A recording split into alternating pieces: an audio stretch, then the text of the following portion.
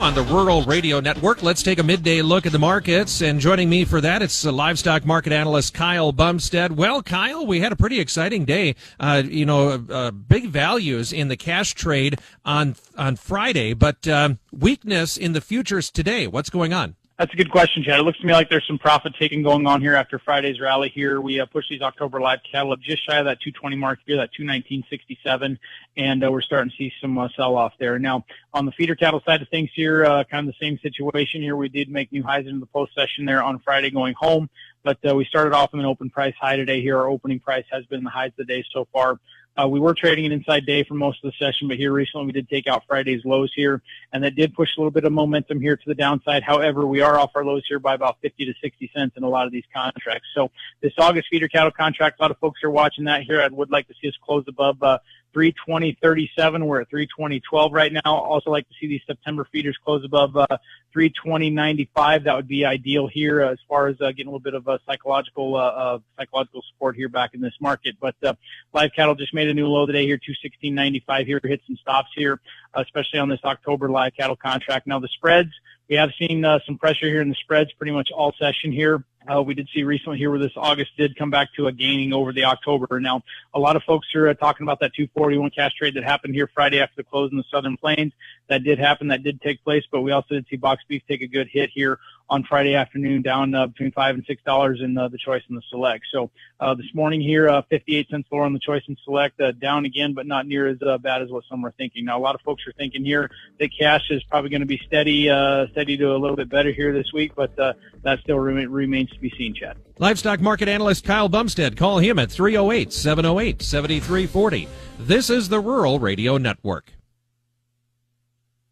Battling rust or tar spot? Drought threatening? You need a fungicide that'll hold the line, finish a job, and help protect your yield. The right one for the job? Trivapro fungicide. Powered by 3 workhorse active ingredients, including solantinol technology, Trivapro works overtime to protect corn and wheat from rust, leaf spots, blights, and stress, maximizing your potential yield at harvest. The pros trust Trivapro to work harder, last longer, and help yield stronger. Shouldn't you?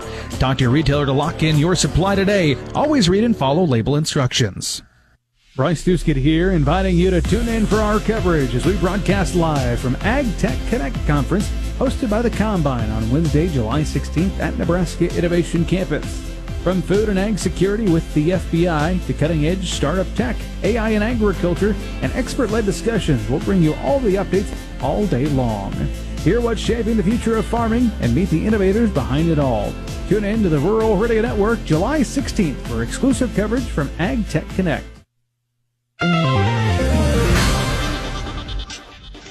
I'm Lacey Shippey on the Rural Radio Network to take a look at your markets this morning. The USDA has raised its corn and soybean exports estimates for the current marketing year, but also reduced the feed usage for corn and residual use for soybeans. The agency increased soybean crush for the new marketing year to reflect strongly the administration's apparent support for the nation's biofuel program. The net result saw new crop corn ending stocks cut by 90 million to 1.66 billion bushels, while new crop soybean ending stocks rose by 15 million to 310 million bushels as exports were dropped for the coming year on larger South American supplies. Both markets saw future prices come under some pressure following the report, and traders are focused on the potential for large crops this year that could still see supplies rise. We're a little mixed in the grains this morning. September corn is up 1.5 at 397.5. December corn up 2 3/4 at 415. March corn up 2 3/4 at 431 3/4. August soybeans are down 7 1/4 at 997. September down 4 at 991, and November beans at 1004 3/4 down 2.5. Chicago wheat for September down 5.5 at 539.5. December down 4 3/4 at 560 3/4. Kansas City for September down 5.5 at 518 3/4. December down 6 at 542 1/4. And a down day in the livestock this morning. August live cattle down 275 at 219.45. October live cattle down 282 at 216.87. December live cattle down 210 at 217.47. August feeders down 607 at 319.25. September down 607 at 319.33. And hogs down 117 at 103.50. This is the Rural Radio Network.